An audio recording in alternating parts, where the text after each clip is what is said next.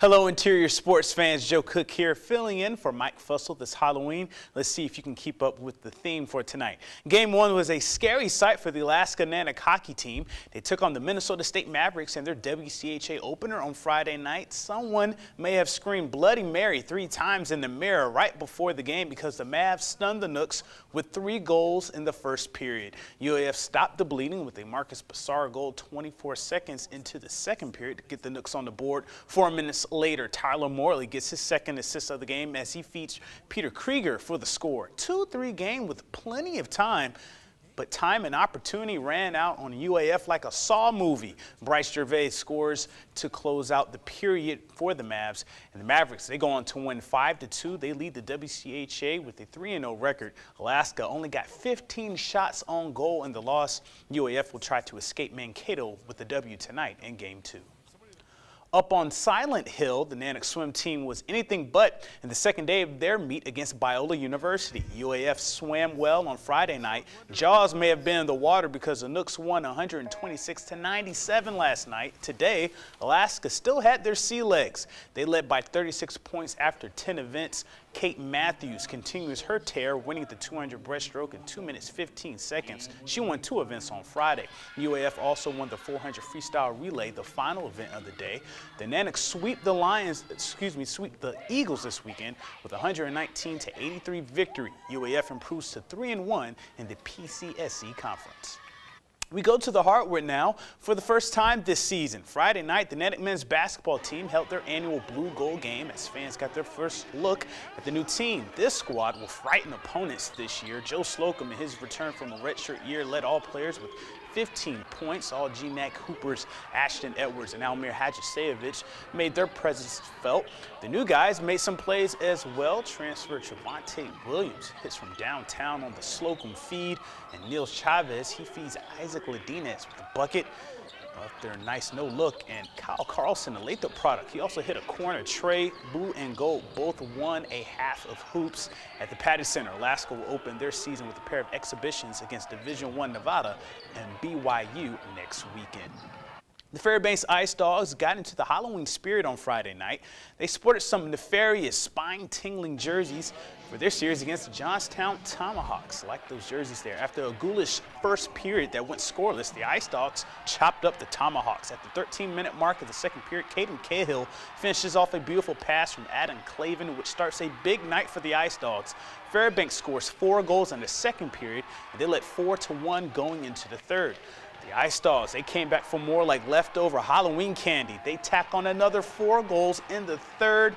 Even had some fighting action going on as well. Clay Cross and Rainer Gorowski led all skaters with a goal and 2 assists. 6 other Dogs had 2-point nights. Fairbanks rolls 8-3 over Johnstown. It's the most points in a single game for the Dogs this year.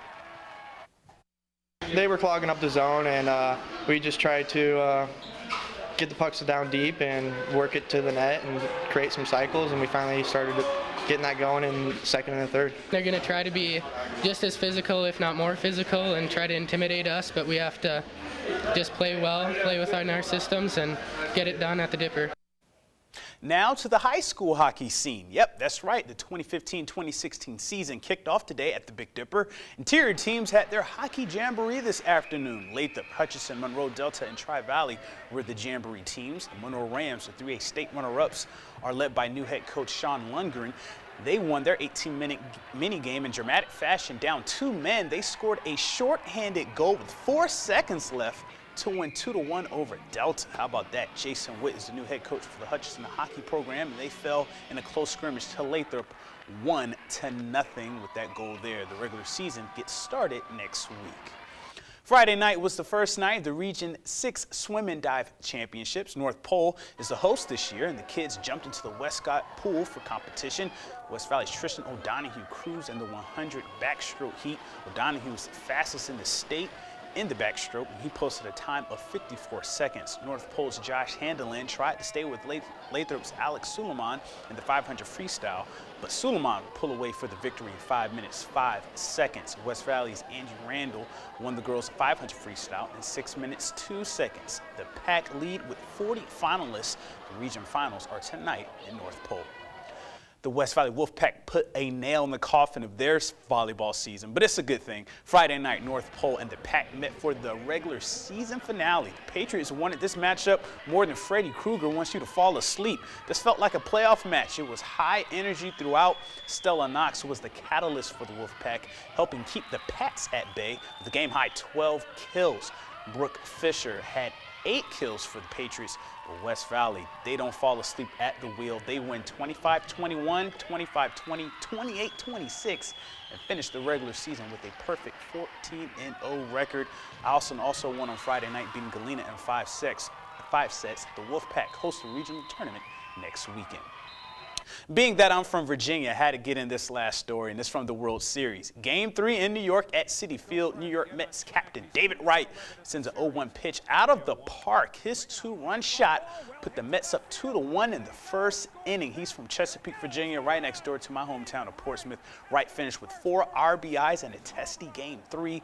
Kansas City countered with 2 runs after that, but Curtis Granderson's 2-run shot in the third gave New York the lead for good. The Mets get back in the series with a 9-3 win. The Royals lead the series 2-1. Game 4 is tonight. And that's it for sports this evening. Katie Looper is up next with weather after the break. Have a happy and safe Halloween, folks.